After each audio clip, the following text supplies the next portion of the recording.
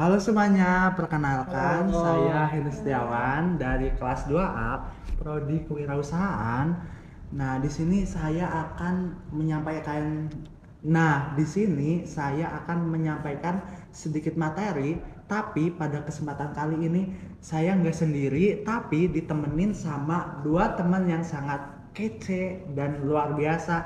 Boleh nih perkenalan, ada siapa aja nih? Oke ya, kenalin saya Muhammad Diva Abdillah dan juga ada Ya, dan saya Linda Rahmawati.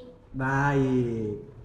Kami di sini akan sedikit menjelaskan terkait dengan studi kasus variabel makroekonomi pada saat bulan Ramadan dan Idul Fitri. Variabel makro ini terdapat 3 jenis. Apa aja sih? Ada yang tahu nggak? Sebenarnya materi terkait makroekonomi ini kan ada berbagai macam ya, tapi karena yang dibahas mau 3, jadi yang pertama itu ada terkait inflasi, dan yang kedua ada terkait perkembangan ekonomi, dan yang terakhir tingkat pengangguran. Mengenai tentang inflasi, perkembangan ekonomi dan tingkat pengangguran, itu mah sudah dijelasin waktu sebelum kuliah kan, waktu SMA udah pernah dijelasin sama guru ekonomi. Jadi ada sedikit gambaran gitu mengenai apa itu ekonomi makro gitu. Mungkin eh, materi yang pertama akan dijelaskan oleh Linda yang terkait dengan inflasi. Jadi, inflasi itu adalah peningkatan umum dalam harga barang dan jasa di suatu ekonomi selama periode waktu tertentu yang dapat mengakibatkan penurunan daya beli uang. Jadi ketika tingkat inflasi itu tinggi, maka harga barang dan jasa juga akan naik lebih cepat, sehingga daya beli masyarakat akan menurun. Sebaliknya, jika tingkat inflasi rendah, maka harga-harga barang dan jasa akan naik lebih lambat, sehingga daya beli masyarakat dapat lebih stabil. Sebagai contoh nih, selama bulan Ramadan, permintaan untuk makanan dan minuman yang biasa dikonsumsi selama sahur dan berbuka puasa itu akan meningkat, sehingga harga-harga bahan makanan dan minuman tersebut bisa naik. Hal yang sama juga terjadi selama Idul Fitri nih, di mana permintaan akan kue kering, baju baru, dan hadiah-hadiah lainnya juga ikut meningkat, sehingga harga-harga barang-barang tersebut juga ikutan naik. Selain itu juga ada faktor-faktor lain yang dapat mempengaruhi harga dan inflasi selama bulan Ramadan dan Idul Fitri, seperti kenaikan biaya transportasi dan penginapan, serta lonjakan permintaan pada produk-produk tertentu, kayak sembako dan juga tentunya tiket transportasi. Lalu di sini juga ada berita nih terkait inflasi saat bulan Ramadan, seperti yang tertera pada berita www.econ.go.id, bahwa disebutkan aktivitas masyarakat pada Ramadan dan Idul Fitri tahun 2023 pasca dibukanya kembali aktivitas ekonomi masyarakat di tahun ini mengalami peningkatan yang signifikan. Namun inflasi pada bulan April 2023 ini lebih rendah dibandingkan dengan tahun 2022. Secara bulanan, inflasi bulan April 2023 tercatat sebesar 0,33%, yang berarti lebih rendah dari inflasi Ramadan dan Idul Fitri pada tahun 2022, yakni 0,95% pada bulan April 2022 dan 0,40% pada Mei 2022. Sementara secara tahunan, inflasi pada April 2023 sebesar 4,33 dan dalam tren menurun sejak Januari 2023. Secara historis, pada momen Ramadan dan Idul Fitri akan terjadi peningkatan inflasi akibat lonjakan permintaan, terutama pada pangan dan transportasinya. Tarif angkutan udara dan tarif angkutan antar kota menjadi komoditas yang dominan menyumbang inflasi pada bulan April dengan andil masing-masing sebesar 0,06% dan 0,03%. Peningkatan masyarakat yang menggunakan moda transportasi udara mencapai 26,93% dibanding Lebaran tahun 2022. Selain dari lonjakan permintaan transportasi, perusahaan manufaktur juga ikutan menunjukkan peningkatan loh. Apalagi pada bulan Ramadan ini dalam output produksi, order baru, serta aktivitas pembelian. Di saat yang sama, laju penciptaan lapangan kerja merupakan yang paling tinggi selama 5 bulan terakhir ini.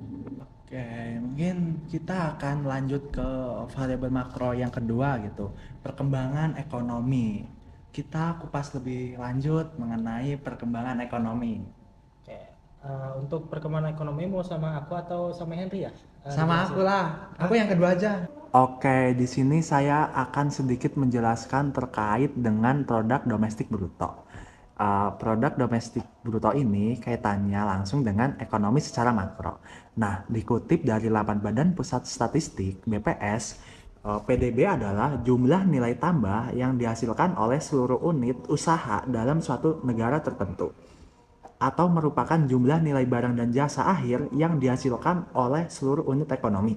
Nah, secara sederhana, definisi PDB adalah total nilai produksi dan jasa yang dihasilkan semua orang atau perusahaan dalam satu negara, termasuk nilai tambah di dalam kurun waktu tertentu, biasanya dalam 1 tahun.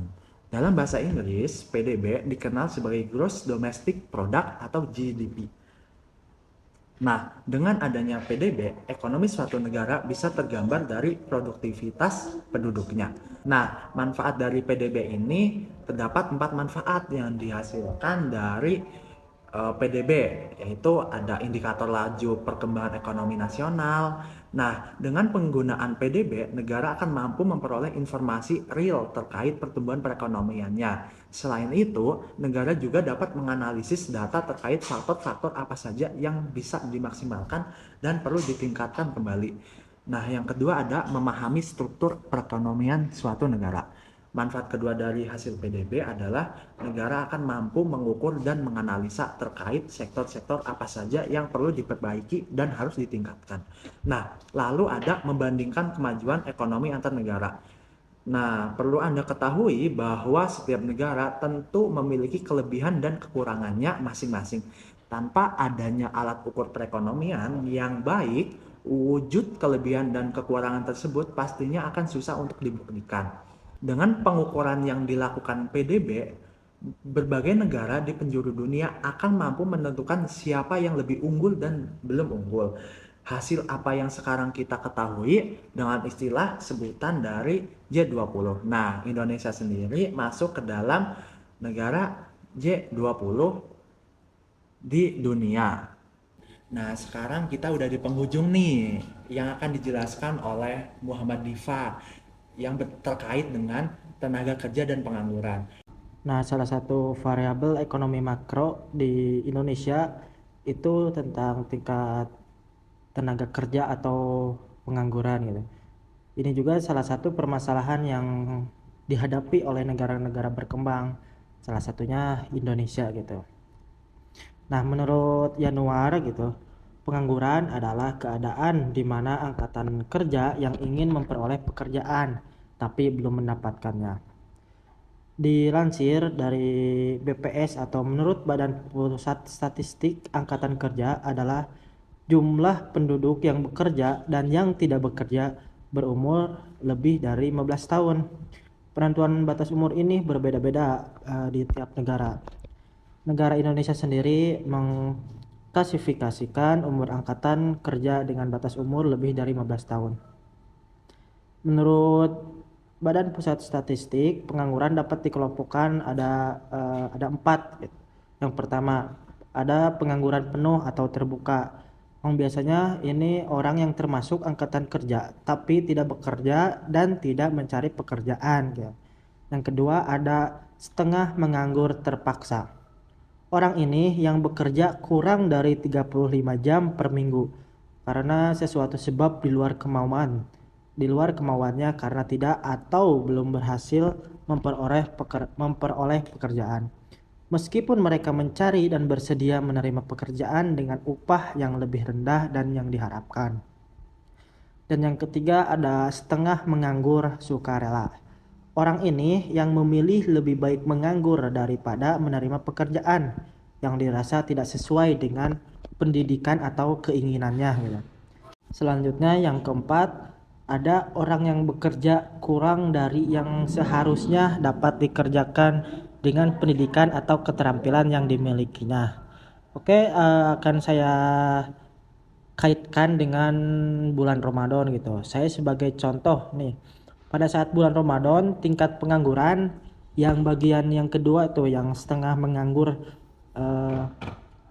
terpaksa gitu. Contohnya kayak ibu rumah tangga. Seperti yang kita ketahui rata-rata ibu rumah tangga di Indonesia itu menganggur tapi masih bisa bekerja terutama pada saat bulan Ramadan. Kebanyakan ibu rumah tangga itu menyediakan atau membuka pekerjaan dengan cara menjual takjil gitu pada bulan Ramadan. Yang kebanyakan itu umat muslim gitu, yang mana ini meningkat dengan baik gitu. Nah, untuk keadaan tenaga kerja di Indonesia saat ini berdasarkan survei Angkatan Kerja Nasional pada tahun 2023 sebanyak 146,62 juta orang. Naik 2,61 juta dibanding pada tahun yang lalu. Mungkin aku akan sedikit menjelaskan tentang rata-rata upah buruh gitu. Nah, pada tahun 2023 ada sebesar 2,90 juta rupiah. Rata upah ini naik gitu 1,8% dari tahun sebelumnya yang mana sebesar 2,89 juta. Nah, untuk rata-rata buruh laki-laki ada sebesar 3,23 juta rupiah dan upah buruh perempuan sebesar 2,40 juta rupiah. Nah, rata-rata upah tertinggi diraih oleh kategori real estate gitu, yaitu sebesar 4,82 juta rupiah. Sedangkan yang terendah berada di kategori jasa lainnya, yaitu sebesar 1,79 juta rupiah. Oke, tadi kan udah dijelasin tuh mengenai 3 variabel makro tersebut. Mungkin barusan sudah ngedengerin podcast dari kelompok kami mengenai variabel ekonomi makro terkait dengan bulan Ramadan dan Idul Fitri. Terima kasih banyak buat teman-teman yang sudah menonton video kami. Jangan lupa like, comment, dan subscribe maksudnya. Oke, terima kasih. See you next the video. Assalamualaikum warahmatullahi wabarakatuh. Thank you kawan-kawan.